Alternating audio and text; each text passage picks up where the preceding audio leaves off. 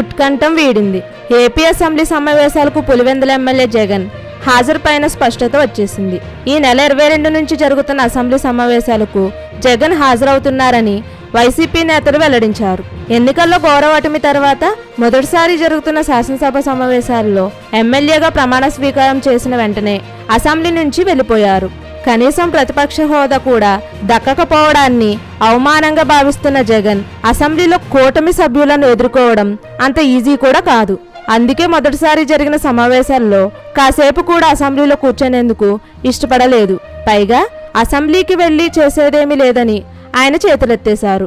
దీంతో సోమవారం నుంచి ప్రారంభం కానున్న సమావేశాలకు జగన్ హాజరుపై సస్పెన్స్ నెలకొంది. జగన్ మనసత్వం తెలిసిన వారంతా అసెంబ్లీకి రారని తేల్చేశారు. కానీ అనూహ్యంగా ఆయన అసెంబ్లీకి హాజరు కావాలని నిర్ణయించినట్లుగా చెప్పుకొచ్చారు. జగన్ అసెంబ్లీ సమావేశాలకు వెళ్లకపోతే కూటమి పార్టీల నుంచి కాదు, ప్రజల నుంచి కూడా తీవ్ర ప్రతిఘటన ఎదుర్కోవాల్సి ఉంటుంది. ఎమ్మెల్యేగా గెలిస్తే ప్రజా సమస్యల పరిష్కారం కోసం అసెంబ్లీకి వెళ్లకపోవడం పట్ల తీవ్ర విమర్శలు వచ్చే అవకాశాలు ఉన్నాయి. పైగా వరుస శ్వేతపత్రాలతో జగన్ హయాంలో జరిగిన విధ్వంసాన్ని చంద్రబాబు బయటపెట్టడంతోనే అసెంబ్లీకి రాకుండా పారిపోయారన్న ఆరోపణలు కూడా ఎదుర్కోవాల్సి వస్తుంది.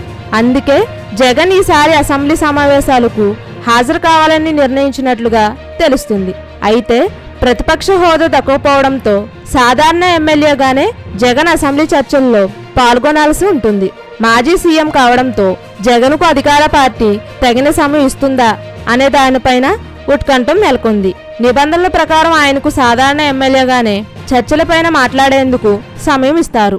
కానీ నిబంధనలతో పని లేకుండా తమకు ఎక్కువ సమయం ఇవ్వడం లేదంటే దీన్ని అవకాశంగా మలుచుకుని జగన్ అసెంబ్లీని బహిష్కరించే ఆలోచనలో ఉన్నారన్న అభిప్రాయాలు వ్యక్తమవుతున్నాయి. దీని ద్వారా ప్రజల్లో సానుభూతి పొందడమే కాకుండా అధికార పార్టీ సభ్యులు ఒక్కబోత నుంచి తప్పించుకోవచ్చనే వ్యూహాలతోనూ ఈ నిర్ణయం తీసుకుని ఉంటారన్న వాదనలు వినిపిస్తున్నాయి.